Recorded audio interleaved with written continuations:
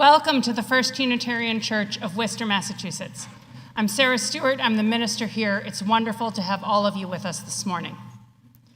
I'm leading worship this morning with our Director of Music, Allegra Martin, Assistant Director of Music, James Haupt, Director of Faith Development, Samantha Namath, Assistant Director of Faith Development, Abigail Hannaford-Riccardi, and our broadcast tech, Eugene Rossi. Karen Riley is our head usher this morning. Here at First Unitarian Church, we strive in loving fellowship to honor the sacred, connect with each other, and serve justice. We are a welcoming congregation. Whatever your age, race, class, or nationality, you are welcome here. Single people and families of all kinds are welcome here. LGBTQ folks are welcome here. Those of all physical and mental abilities are welcome here. The doors of this church are open to all, and we are delighted you are with us today. Welcome to those of you who are joining us online. You can like this video to help others find it and subscribe to our channel to find more content. To learn more about all we do together as a church, I invite you to sign up for our newsletter. You can go to firstunitarian.com and click subscribe to our newsletter at the bottom of any page. And if you are in the Worcester area, I invite you to join us at 10:30 every Sunday morning for worship and fellowship. We have a special social hour today. We have an all-church luncheon celebrating the kickoff of our 2025 stewardship campaign. Everybody is welcome to join us for lunch. That is in the dining room and the parlor, which are through either of these doors at the front. And this door on my left is the accessible entrance. If you're a newcomer, we hope you'll stop by the welcome table over on this side. We have a gift bag for you, and a volunteer is there to answer questions. Maura McAvee, there's Maura. And you can also sign up for our newsletter at the welcome table. So after church, we have our luncheon for everybody, and our stewardship team is going to be talking about giving for 2025. And then, starting at 1 p.m., I am leading a Unitarian Universalist 101 class upstairs in the chapel. So this is for anybody who wants to come and have a conversation about Unitarian Universalist theology. It might be especially interesting to you if you are a newcomer. The chapel is upstairs. There are stairs on either side of the dining room. And it is the meeting room with chairs in the middle. If you are in the gymnasium with children playing, that's not the right place. It's the other room. Next Sunday, I'll be leading a class after church at noon on spiritual practice. So these classes are open to anyone, and I hope you'll join. This is the day the Lord has made. Let us rejoice and be glad in it.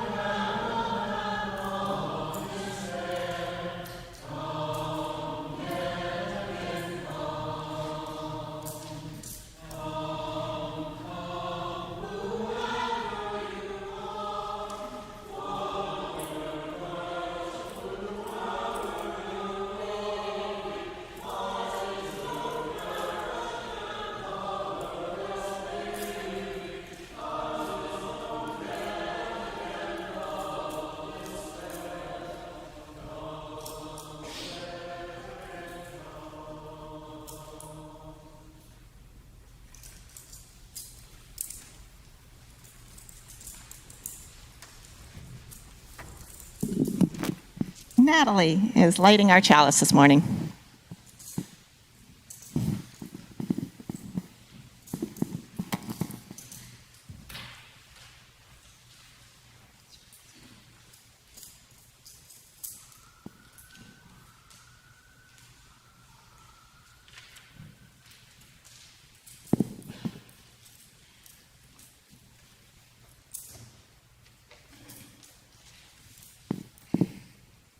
In the spirit of love, we light this chalice. Please rise in body or spirit to renew the covenant of this church with the words in your order of service and appearing on your screen. In the love of truth and in the spirit of Jesus, we unite for the worship of God and the service of all.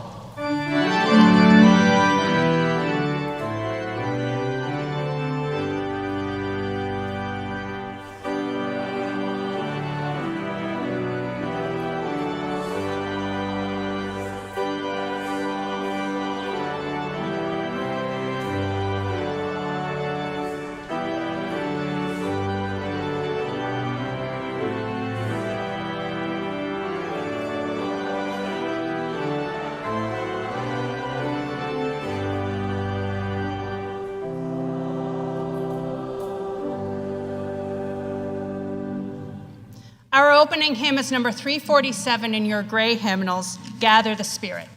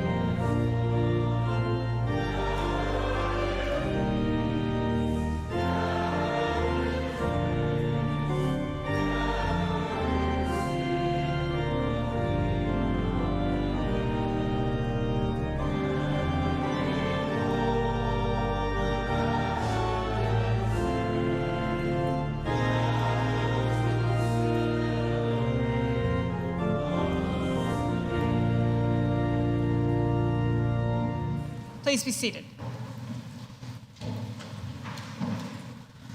Good morning. Hello. This morning, our Bicota youth group met. That is for 6th, 7th, and 8th graders, and we had a great time, and Abby and the youth have decorated one of the classrooms downstairs to be a very nice lounge. So if you have a middle schooler in 6th, 7th, or 8th grade and they weren't there today, come see me and I'll make sure you know all the details. After church today, during the luncheon, there is a special table that has Why Are You 2 in metallic letters. So we're going to have a Why Are You 2 meeting while at the luncheon. So if you're in high school, ages 9, 10, 11, or not ages, grades 9, 10, 11, or 12, come find that table, come find myself or Abby, and we'll get you where you need to be. Today's story is called the Mish-Mash Heart.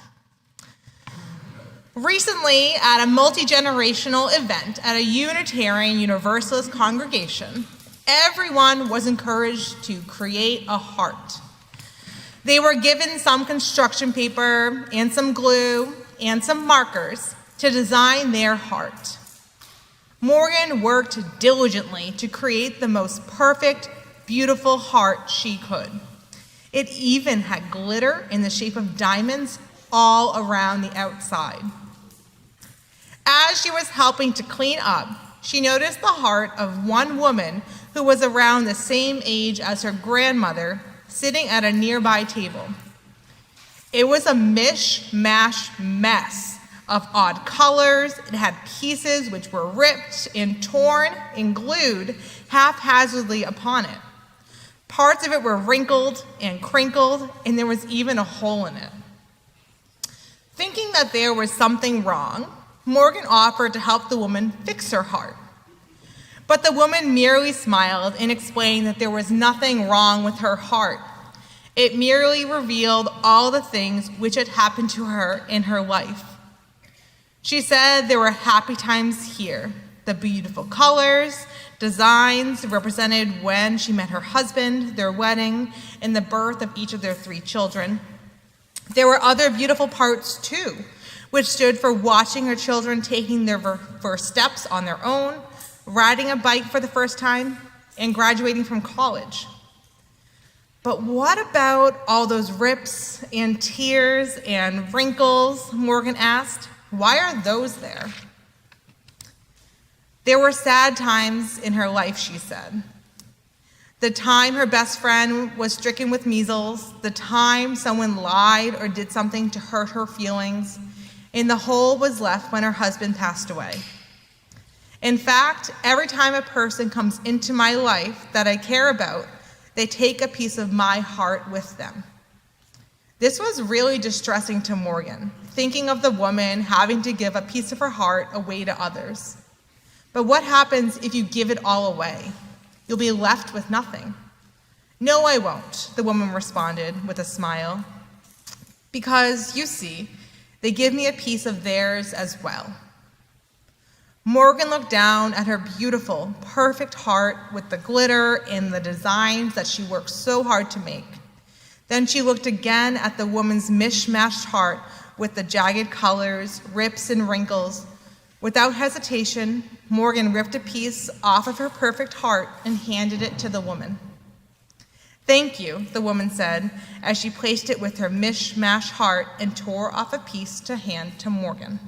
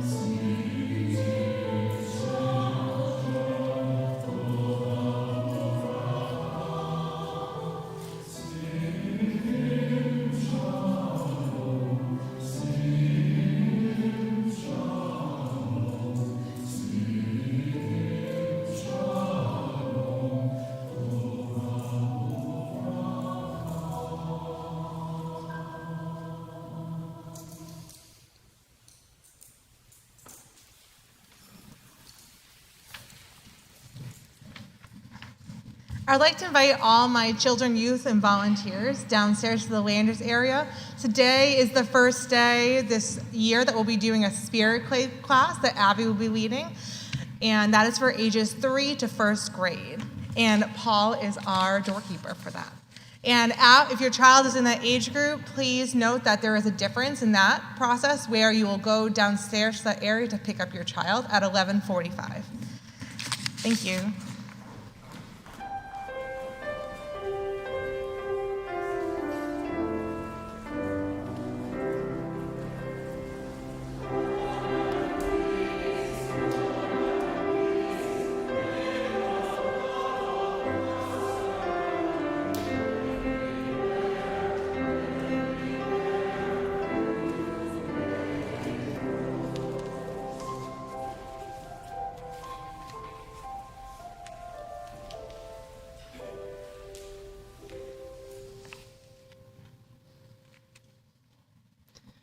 Our common prayer is number 515 in your gray hymnals. The words will also be on the screen.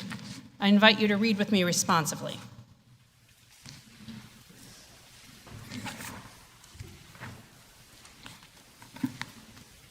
For the sun and the dawn which we did not create, the evening which we did not make, for food which we plant but cannot grow, for friends and loved ones we have not earned and cannot buy.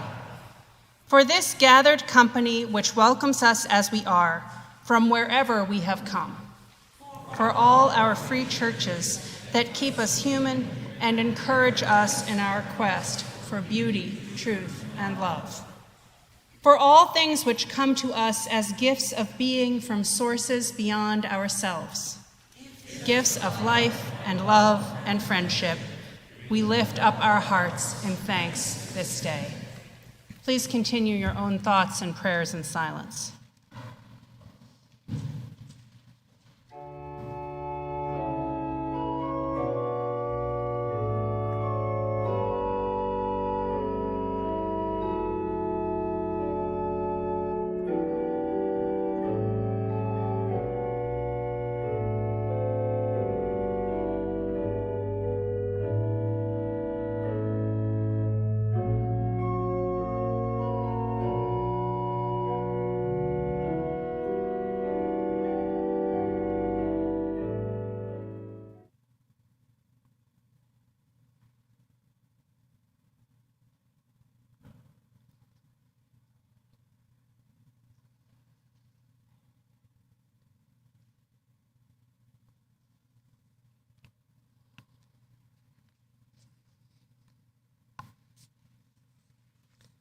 In this time of prayer and meditation, we share the joys and sorrows of our church with one another.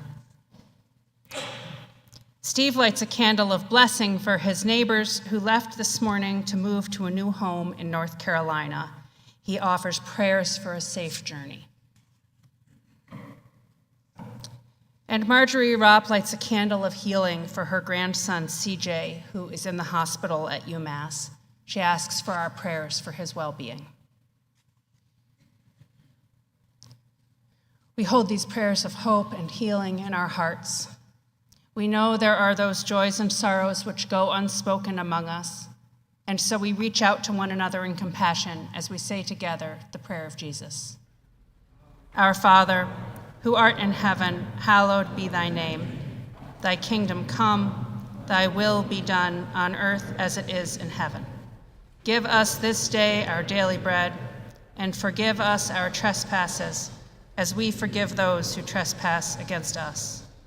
And lead us not into temptation, but deliver us from evil. For thine is the kingdom and the power and the glory, forever and ever. Amen. Beginning this morning and throughout the month, your Stewardship Committee will be inviting all of us to consider a generous gift to support the church in 2025. Every Sunday in October, we'll hear from a member of the church about why they support First Unitarian Church spiritually and financially. This morning, I'm pleased to invite Paul LaBelle forward to give our Stewardship Testimonial.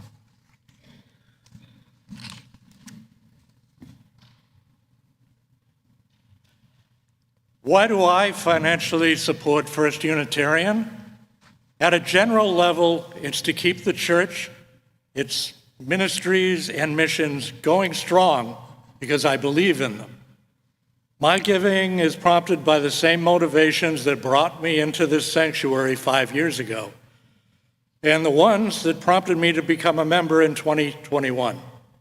It was the music first that attracted me to an excellent church choir, nurtured and continually improved over 30 years by Will Sherwood, and continued excellently by Allegra Martin, both with the multifaceted support of James Hout.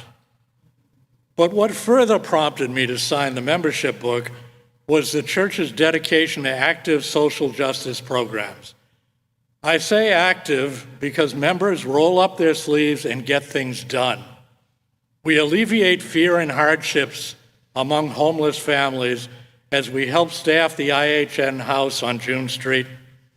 We assist Haitian refugees with multiple services, and most recently, we help men incarcerated in our correctional institutions to earn college degrees and break the often vicious antisocial cycles that put them behind bars. I'm talking about the College Behind Bars program, known here in Massachusetts as the Partakers. Just a few weeks ago, I and Vivian Shortreed had the pleasure of mentoring a young man at MCI Shirley under this program. What attracted me to the College Behind Bars program were its proven results. The recidivism rate for inmates who graduate through the program is 2%, versus an overall national recidivism rate of 79%. Think about it.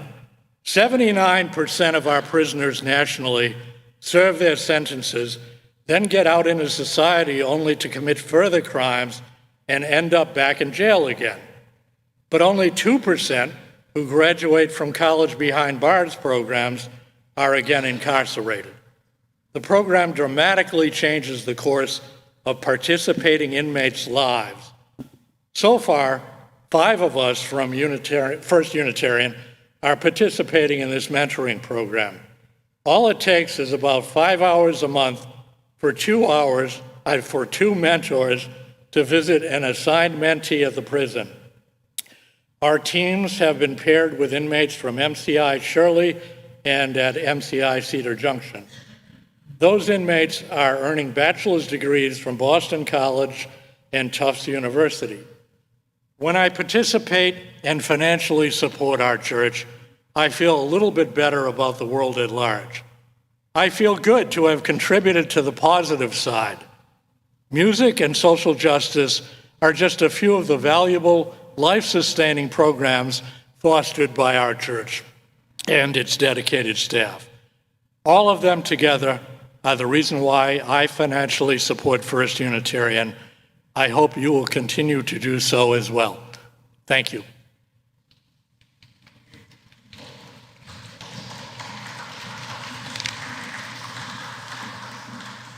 Thank you, Paul. Our ministries at First Unitarian Church owe everything to your ongoing support. I just want to let you know about a few other things we've done recently. Volunteers here stuffed backpacks with materials donated by Essentia to be given to migrant children living in Hotel Worcester. Committee chairs and members hosted a successful open house and opportunity fair 2 weeks ago. And our children have begun exploring their shared values in their first sessions of faith development classes. The ushers will receive this morning's offering, or you may scan the QR code in the order of service.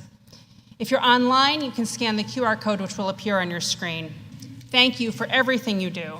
I invite your generous contributions for the good work of First Unitarian Church.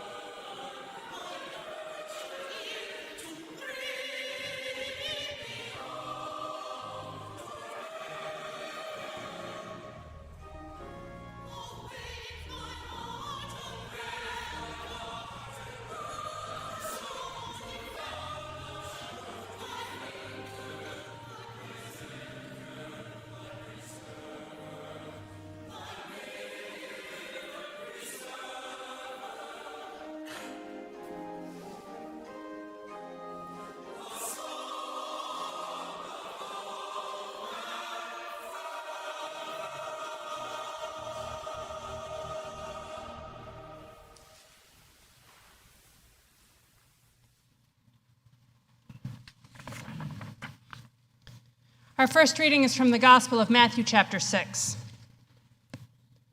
Do not store up for yourselves treasures on earth, where moth and rust consume and where thieves break in and steal. But store up for yourselves treasures in heaven, where neither moth nor rust consumes and where thieves do not break in and steal. For where your treasure is, there your heart will be also.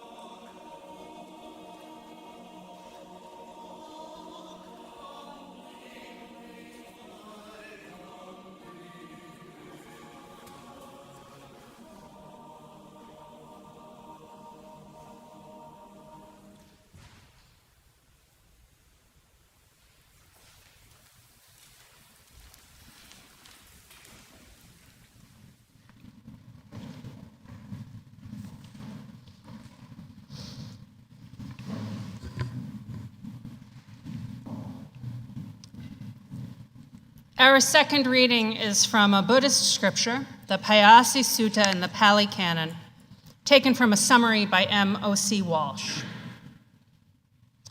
Once there was a wealthy prince who did not believe in the afterlife. Prince Payasi's kingdom had been given to him by the king himself. It was like a royal park, full of living creatures, hay, wood, water, and grain. Prince Payasi was convinced that there was no afterlife.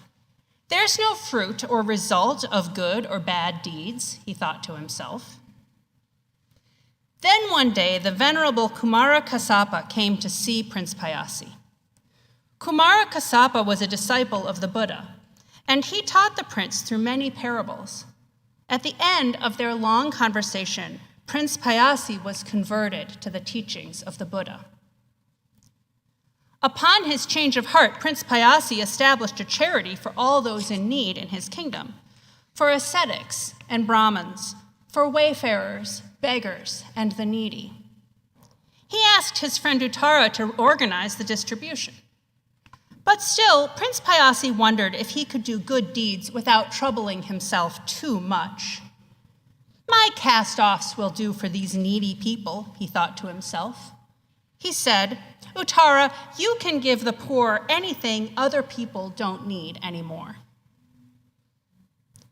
But Uttara returned to Payasi and said, the food and clothing I am called on to distribute are of such poor quality that you yourself would not touch them, Prince. Chastened, Payasi gave Uttara the funds needed to give, in his words, food such as I eat and clothes such as I wear. Eventually, the day came that both men died. Payasi, who had established the charity grudgingly, was indeed reborn in a heavenly world, but in the very lowest, in the empty Sarasaka mansion. But Uttara, who had recognized the charity and given from the heart, was born in a higher heaven among the 33 gods.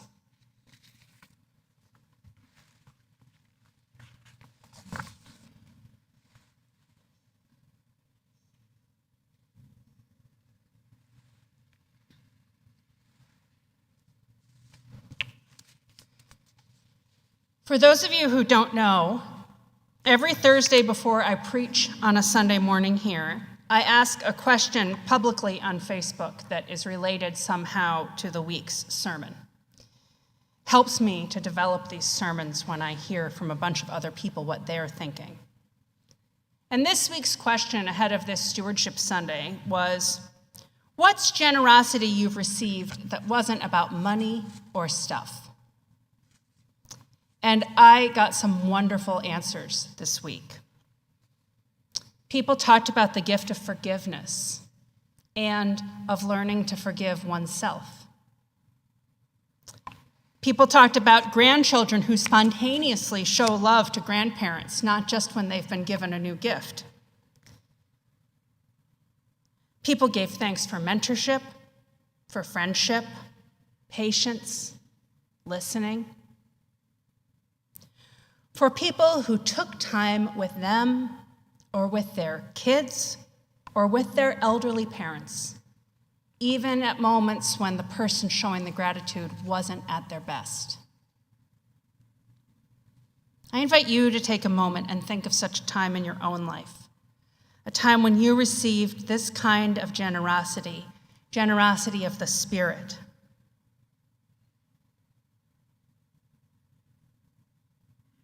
And call to mind also a time when you gave a gift like that.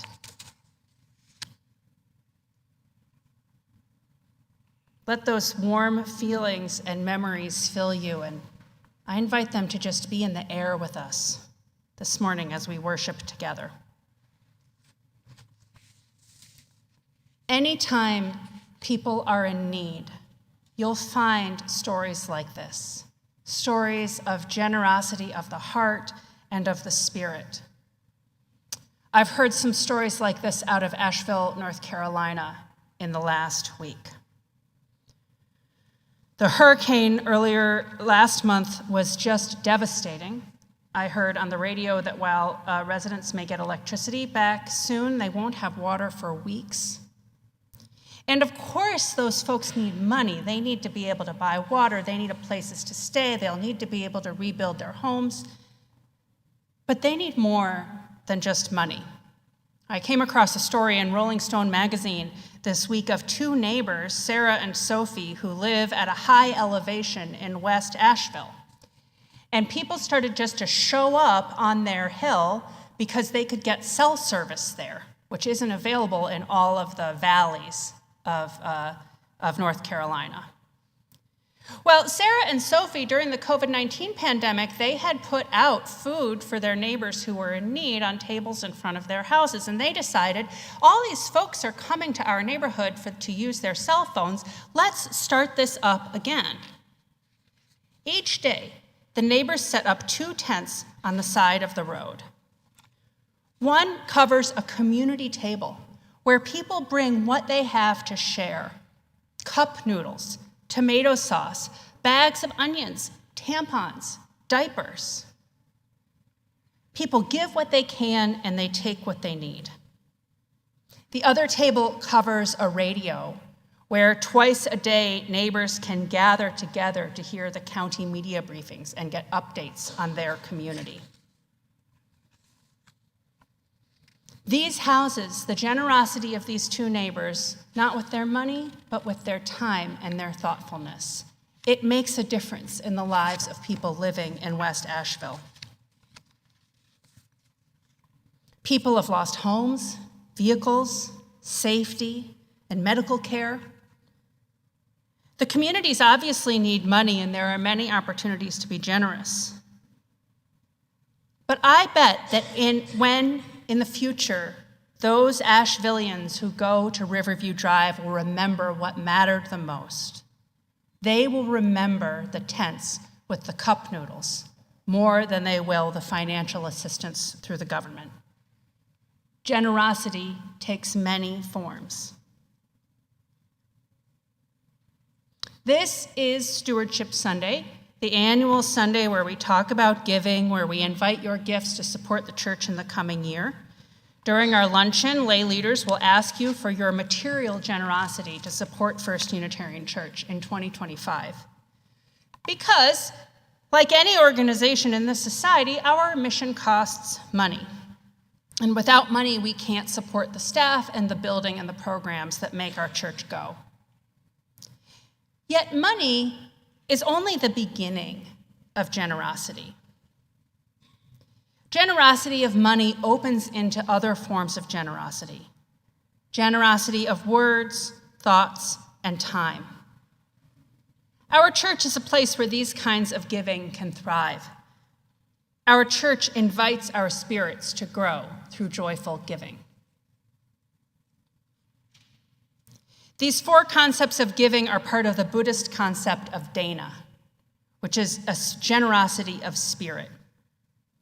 That's a Pali word for generosity, dana, and it means voluntarily giving material, time, and wisdom.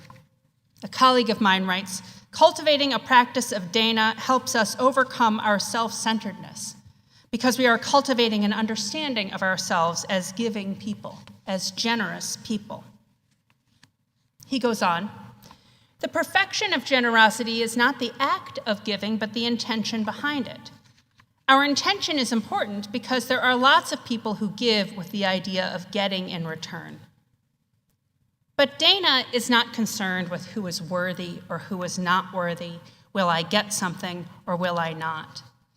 It is the cultivation of giving so we can become generous people. And in that Buddhist concept are these four types of giving: money, words, thoughts, and time. So how do we see those kinds of generosity cultivated here at First U? One way that I see generosity of words here is through our ministries with children and youth. Our children exist in a world that often requires them to conform to what adults need, to give who they are to the expectations and requirements of adults. But here at First Unitarian Church, we take a different approach. We set healthy boundaries and limits here with children according to age. But I see here a kindness that invites children to be full participants in our community.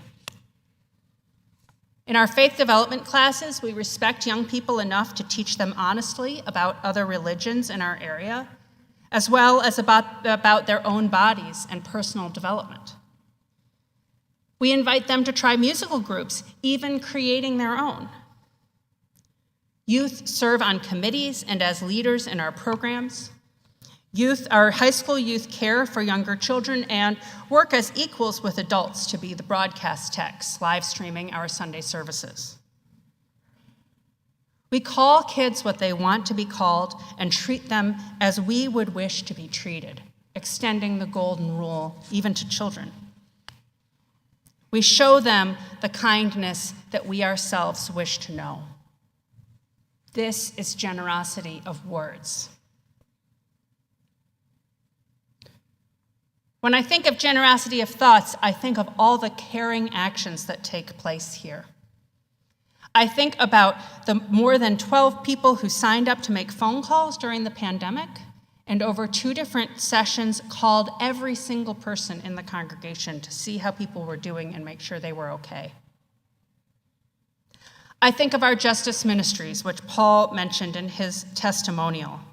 Justice ministries like visiting people who are imprisoned, working with Haitian immigrants to understand what they need and how we can help, staffing Worcester's family homeless shelter. All of this requires thought and giving thought, not just to what we want to do and how we want to give, but what the world needs and how we can help to meet that need. Generosity of thought can also be the expansiveness of our hearts that we find here in this room on Sunday mornings. The generosity of the thoughts that come from our beautiful music, from silence, from the words shared in the sanctuary. When we sing together and pray together, our thoughts expand.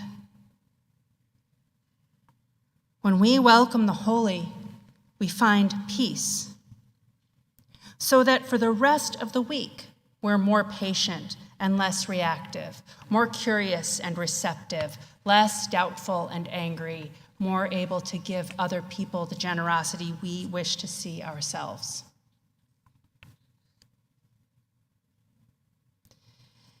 And in the Buddhist understanding, generosity of time is the pinnacle of generosity. And generosity of time is what makes our church a church. With only money, we would be a social service organization. With only words and thoughts, we would be a theology. Generosity of time combines with these and makes us a church. Your gifts of time create this spiritual community. The way you care for one another, giving rides, making meals, gathering together to pack backpacks for kids who need them to go back to school, checking in on each other, making our building more accessible, a project our Buildings and Grounds team did over the past year, teaching and advising in faith development, organization and leadership in our congregation, singing in the choir is a gift of time, giving one another encouraging words, caring for our beautiful garden and plantings, visiting people in prison, volunteering with people who have no home.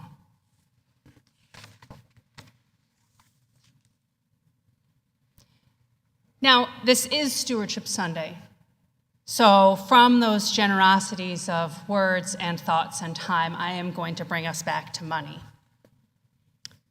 The world's major religions recognize that material generosity is part of our spiritual journey. In Islam, giving is one of the pillars of the faith. In the passage we heard from Jesus' words this morning, he said that first we have to commit our treasure to what matters most, and only then will our heart truly reside there, as much as we might wish for it to be the other way around sometimes. And in these four aspects of dana in Buddhism, material generosity is easiest and leads to the other forms. Through generosity, we find joy. You know, at the beginning of this sermon, I invited you to think about a time when you received generosity of the heart and think about a time when you gave it. And if you're like me, I suspect that both ways brought you deep joy. The joy of gratitude for another friend's meaningful gift, but the joy of giving when somebody needs you. That's the joy I want to invite us into today. We will ask for your gift today. We'll ask if you can be at least as generous as you were last year. We'll ask if you didn't pledge last year to be one of the 17 new families we hope to welcome into this practice of generosity at whatever level is right for you. It's not about the amount. The right amount is different for different families. It is about your heart, the living Mish-Mash Heart within you that will follow your generosity and reside and grow in the ministries of this church. From your gift will follow generosities of words, thoughts, and time, not just for you, but for everyone our ministries reach. Your gift will join the gifts of all our spiritual forebears who built this church and made sure it was here for us today. I hope you'll join me on the spiritual path of joyful giving. I love you all. Amen.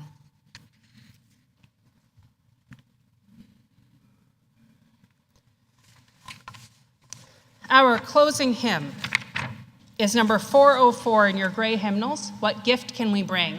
Please rise and body your spirit to sing.